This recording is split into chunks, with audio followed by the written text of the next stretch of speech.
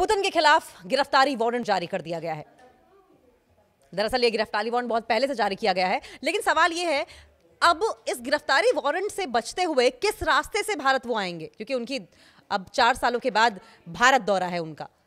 4 से 5 तारीख को अगले महीने वो भारत आ रहे हैं, लेकिन किस रास्ते से आएंगे, रूट क्या अपनाएंगे, कैसे वो गिरफ्तारियों से बचेंगे। एयर स्पेस वो इस्तेमाल कर नहीं सकते कुछ कंट्रीज का, तो कौन कौन से वो संभावित रास्ते होंगे जिसके जरिए वो भारत में दाखिल होंगे। रूसी राष्ट्रपति व्लादिमीर पुतिन 4 साल बाद भारत दौरे पर आने वाले हैं, जहां वो 23 में भारत रूस इंडिया रशिया ईयरली शिखर सम्मेलन में शामिल होंगे। पुतिन के खिलाफ साल 2023 में अंतर्राष्ट्रीय आपराधिक न्यायालय यानी कि आईसीसी ने गिरफ्तारी वारंट जारी किया था। रशिया के राष्ट्रपति व्लादिमीर पुतिन पूरे 4 साल बाद भारत की यात्रा पर आ रहे हैं। पुतिन 4 से 5 दिसंबर तक भारत का दौरा करेंगे। वो 23वें भारत रूस वार्षिक शिखर सम्मेलन में शामिल होंगे। ये राजकीय दौरा प्रधानमंत्री नरेंद्र मोदी के निमंत्रण पर हो रहा है। पिछले कुछ महीनों में भारत रशिया के रिश्ते और मजबूत हुए हैं। अंतर्राष्ट्रीय आपराधिक न्यायालय यानी कि आईसीसी ने मार्च 2023 में यूक्रेन में कथित युद्ध अपराधों के आरोप में पुतिन के खिलाफ गिरफ्तारी वारंट जारी किया था, लेकिन इस वारंट के बीच पुतिन भारत की यात्रा कर रहे हैं। चलिए जानते हैं कि क्या ये वारंट भारत पर लागू होता है, क्या नई दिल्ली रूसी राष्ट्रपति के खिलाफ कोई कार्रवाई करने के लिए बाध्य है। इसका जवाब है नहीं। क्या है आईसीसी? नीदरलैंड्स के हेग में मौजूद अंतर्राष्ट्रीय आपराधिक न्यायालय यानी कि आईसीसी एक वैश्विक अदालत है जिसके पास दुनिया के नेताओं और दूसरे व्यक्तियों पर अंतर्राष्ट्रीय समुदाय की नजर में सबसे गंभीर अपराधों के लिए मुकदमा चलाने की ताकत है। ये जनसंहार, युद्ध, अपराध, मानवता के खिलाफ अपराध और आक्रमण जैसे आरोपों की जांच करता है और जरूरत पड़ने पर मुकदमा भी चलाता है। पुतिन के खिलाफ गिरफ्तारी वारंट। आईसीसी की स्थापना साल 2002 में हुई थी।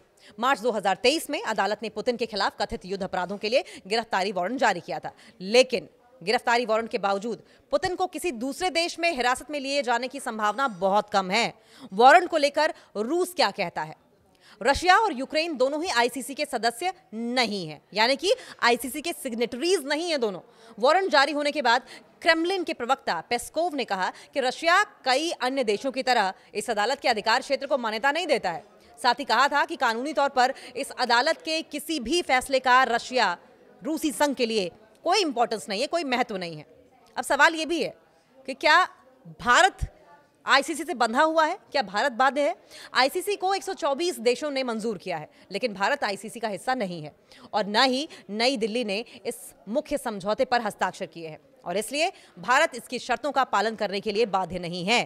भारत पहले भी ऐसे नेताओं की मेजबानी कर चुका है जिनके खिलाफ आईसीसी की कार्रवाई चल रही थी।